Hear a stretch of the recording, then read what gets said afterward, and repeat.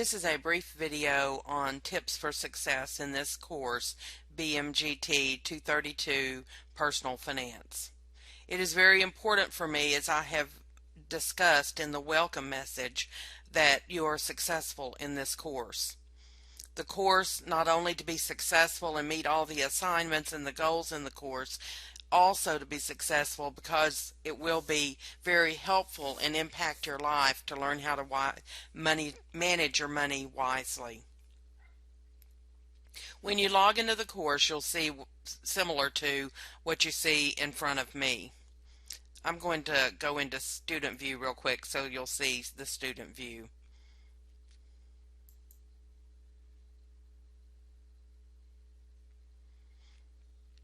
Okay, so here's where your course starts. In the middle of the page, when you click on Start Here, Course Welcome, it begins the course. It's very important, and you can click Next to keep going to read through all of the items that you need to read through. This first week, you won't have any assignments due except a couple of small discussions. So your biggest job this first week is to get acquainted with the course, read all of the Start Here information, and also to get your textbook and materials that you're going to need. And then the two short discussions that have nothing to do with your textbook, so you won't need your textbook for those. But be sure that you do read everything carefully. This will help you to get a good start in the course. Very, very important in this course, in every online course that you take, is to not procrastinate. That is the number one thing that will fail you in any course. By not procrastinating, I mean not to start on Saturday to do all of your assignments that are due on Sunday. You should log in on Monday. You will see an announcement reminding you of what is to be accomplished that week, and you should start that day by reading the chapter. Every day you should work on this course. You should be logging in every other day at a minimum to check on assignments and any tips or anything that I have posted. You should be turning in assignments on an every other day basis instead of waiting until Sunday. You do have your first post discussion that's due on Thursday, so you want to be sure and get that done. But please don't wait until the weekend, because what happens is you inevitably find something that's better for you to do, or you have other homework that's piled up as well, and so you wind up not being able to get it all done.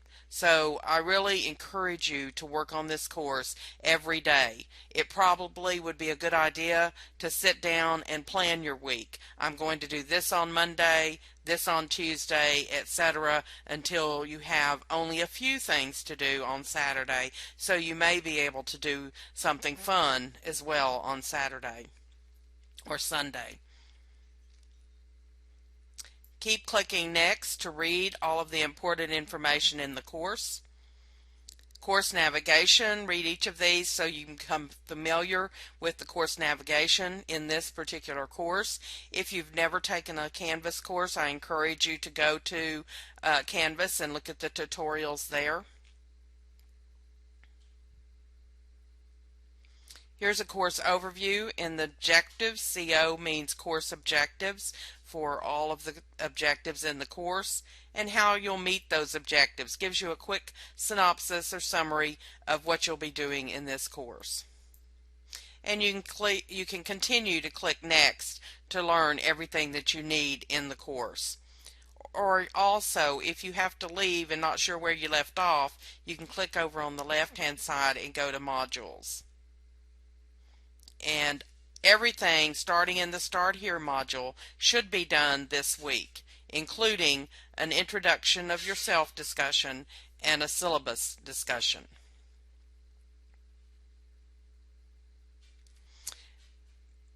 One important thing is to realize that you're not alone. We will be discussing in the course, so we'll interact through that, but you can also always email me, call me on the phone, or text me And we can also meet virtually using our web conferencing tool. This is a true online course, so I don't ask you to come to campus, but I do ask you to use the tools that will make it as close to a face-to-face class as possible, as far as you being able to contact me when you need me. So all of these Start Here activities should be done this week to get started. Again, one of your primary things is to get all the Start Here things read and to get your textbook, and then do those 2 short discussion assignments. I encourage you to ask questions, as I've already said. If there's something that's not clear, please do ask me questions. Use the help forum if you need to ask questions, because your questions may be something that the others also have a question about. Let's look at Module 1, or Chapter 1 in our case.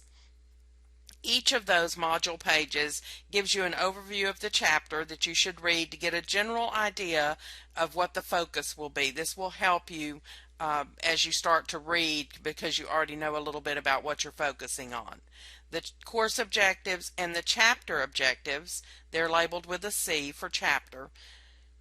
And then also your required learning activities, which are to read the chapter, use the PowerPoint to either review the chapter, or more importantly, probably, if you print it out with 3 slides to a page, you may want to take notes as you read. It'll help you to remember things that you have read. And then there will be an instructor's overview video here for you to click on and refocus on the important things that you have just read about. You'll have 3 required assignment activities each week. One of them is an initial post discussion and 2 responses to learners. The initial post is due on Thursdays, and the 2 responses will be due on Sunday. Be sure you always review the rubric to know how you'll be graded for those. Then you'll have an assignment to do. Read the questions carefully. Different types of questions. Some of them are case studies. Some of them are calculations that you'll use a spreadsheet to calculate. And then you'll have a self-assessment quiz that is mostly self-assessment, but it may also have 1 or 2 essay questions on it. And those are all due on Sunday night. And that is pretty much what your week will look like. You will have a midterm exam, a reflection paper at the end of the course. All of your discussions, or most of them, do have some videos to further explore regarding the information from the textbook, and you'll use those as well as your textbook to write your post. You are expected to cite, and I've given you some help here on how to cite your citations in this first one, to give you examples of how to cite your textbook as well as the videos.